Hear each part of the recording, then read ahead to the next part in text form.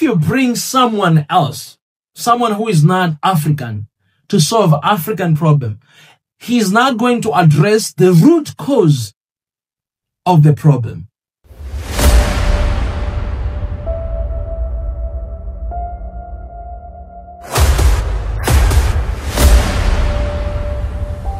This is the journey to One Africa. All right, guys. So I think for those who have been following Swahili Nation for a while, they know this, that when we used to do live stream, I was perceived as someone who loves to talk about, heavy topics. And I think that is just, who I am. I'm very serious most of the time. And because I think as an African, I see where Africa is heading to, and I see what is happening in the continent, what has been happening. I think I've been in this continent for a long time to see that. And heavy topics is what we avoid mostly in Africa, because we love entertainment, we love comedy, we love music, we love just partying. In some ways, it helps us to reduce all this stress that we might be facing in our continent, just forget a little bit of what is happening in our countries and in our economy and in our lives. But to be honest, really problem is not really living anywhere. It's just there. So it's basically like someone who is masturbating. I'm sorry for the language. It's someone like that. You get pleasure for just a short period of time, but afterwards, you start feeling miserable. You start, regretting what you've done, And I think that is what it's going on with Africa. Sometimes we numb ourselves a little bit by drinking. If you see the list of, in most countries, people who are drinking a lot in the continent, you'll find the first one was Uganda. I don't know if the list has changed right now. Yeah, Tanzania in the list. It's crazy. Everywhere you come here, everywhere is bar. You just live in one, it's just, 1 minute you see another bar, 1 minute another bar, 1 minute another bar.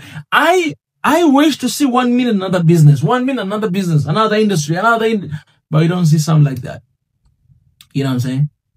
Yes, we go through a lot in the continent, but then, what are we preparing the future for next generation? So I want to talk about this topic that I think it spiked different kind of reaction. All right. And here the title. This is how I titled it. Why Trump could be seen as a solution for the Rwanda and Congo conflict.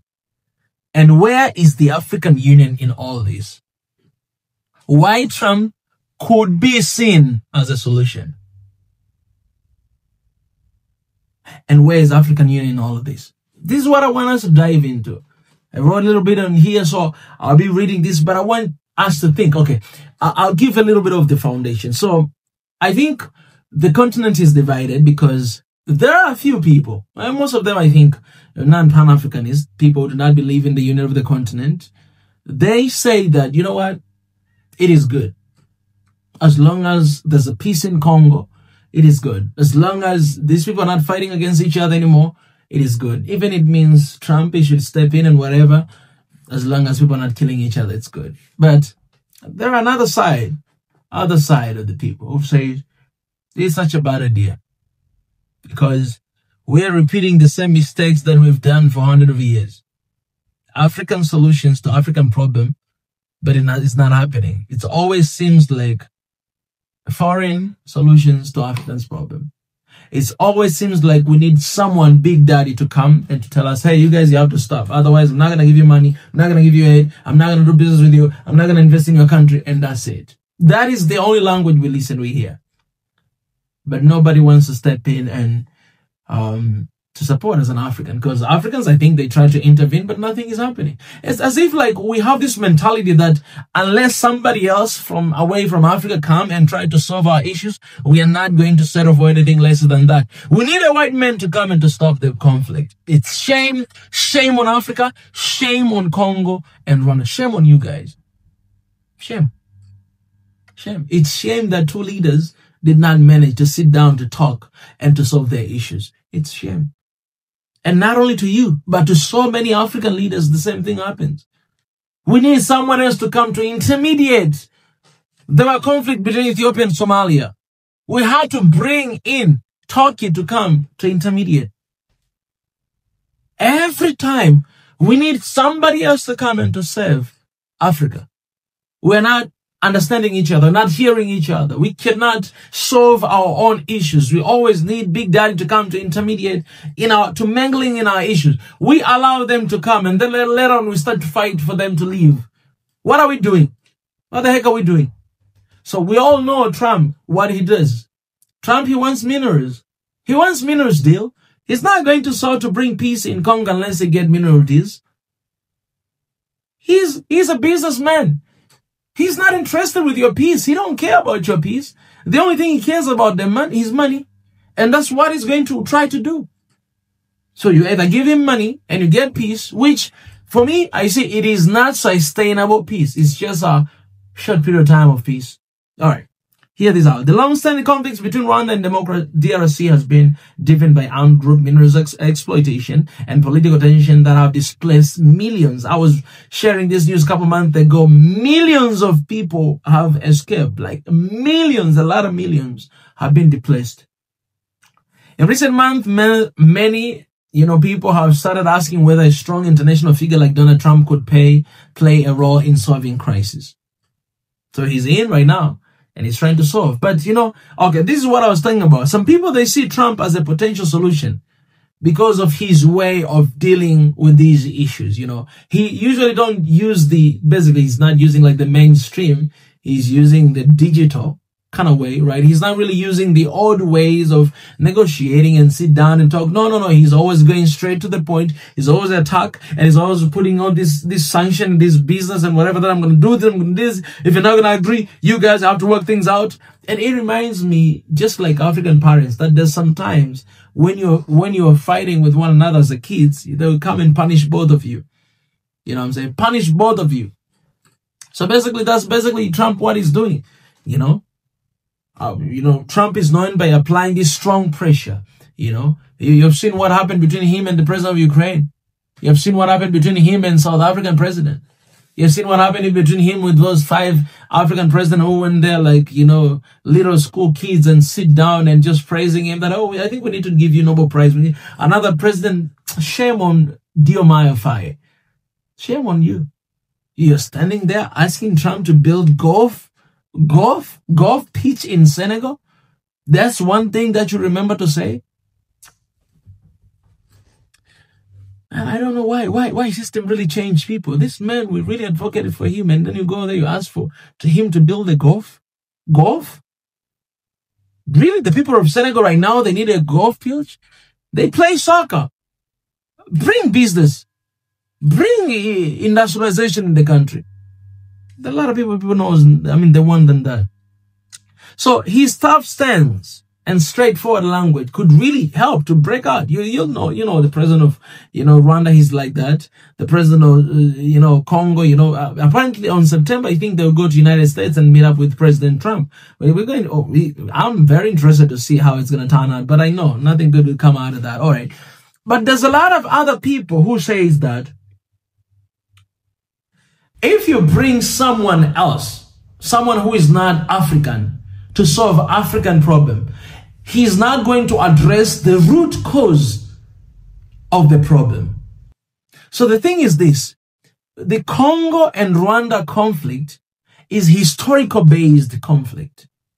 That's why even the rest of Africans, that's why myself, the only thing I can say is you guys, you need to have peace, all right? Stop fighting against each other. Stop, taking advantage of each other. You guys are one people. Why are you doing this? What in the world are you guys doing that? Because this is historical based. There's no way that we can go back to the history and change the history, but we need to sit down today and to decide what kind of future we want to build. And that's how you build the country that is in conflict with another country. You can't change the past, but you can change the future by making decision today for the sake of the next generation and not for you. That's what you got to do to change what is happening in Congo.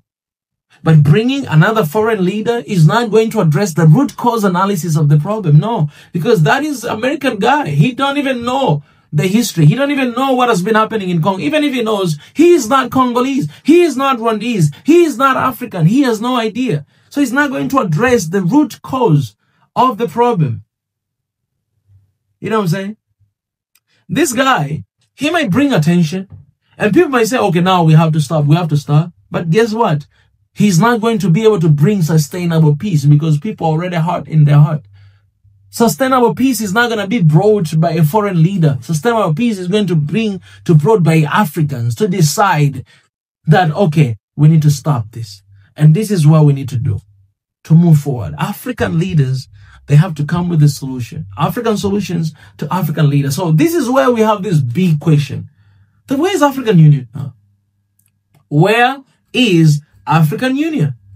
African Union is supposed to be promoting peace in the continent, supposed to be saying silencing gun by 2022, supposed to be criticize every event that is happening, supposed to be prioritizing the peace and the safety of this country and so many other countries in the continent. But why African Union is quiet? Because the only union that we see that at least is trying is the African Union. Is the African community has been trying. Said even the troops, even though they were kicked away. SADC tried, even though they were kicked away. But African Union is quiet. Why? African Union is strangled and tied with the loans and aid from outside. They say they don't have budget for that. Therefore, they will get money from the European Union. They get money from Americans, from Chinese, and they don't do nothing. They don't answer to Africans. Whoever feeds you controls you. They don't answer to Africa. They answer to somebody else. So these guys, they say they have lack of donors. They don't have real donors. They don't have money, which make the organization hesitant to solve these issues. And also Congo and Rwanda, both of them are members of the AU. But why are you not criticizing them? Why are you not saying that you are doing this, stop right now, things has to stop? Why? Guys, African Union has to take a bold step in Africa's conflict. We have AU. It's ridiculous that you have a war happening in Europe and European Union is not doing anything to resolve that. It is ridiculous. AU kind of seems like a strong institution, but we're not going to produce the result we want if we're not self-funding organization. AU needs to fund themselves. AU needs to stop looking for other sources from the outside, from the foreign powers. They need to look the source from within. And that is what can change in our conflicts in the continent.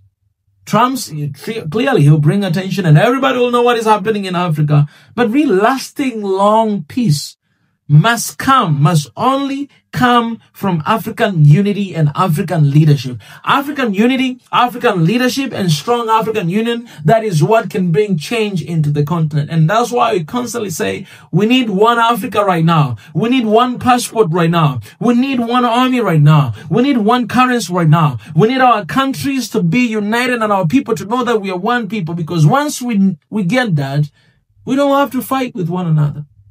We have to promote one another. African unity, African leadership, strong African Union. That's what we need to solve the conflicts that are happening in the continent. And in this matter is Congo-Rwanda conflicts. Guys, what are your thoughts? What are your thoughts? In this video, there in the description, and in all other videos, we have the link called Sign the Petition. Please go and sign the petition. If you don't know what to do, just sign the petition. Because by signing the petition, you say, okay, I want one Africa. I want one passport as soon as possible. I want our people to be safe. African unity is what's going to solve a lot of issues that are happening in the continent. It's not going to be perfect, but we're going to work every single day to make sure that we reach to the promised land. So guys, what do you think? Do you think Trump will be the solution, lasting long peace in Congo? Or do you think Trump is just like the metaphor I gave before? We are masturbating ourselves. Oh, you're tickling yourself. I think that is better than the other one. You're tickling yourself. And you laugh. What are you doing? We need African solutions to Africans' problem with African money. That's what we need. And in order to get that, we need African unity. We need the African leadership. We need strong African Union. Then we are saved. Guys, let me know what you think in the comment section. And Trump, Congo, and Rwanda, good luck. good luck, but Africans, we really need to step up. And it's sad that we cannot deal with conflicts like this. It is very sad.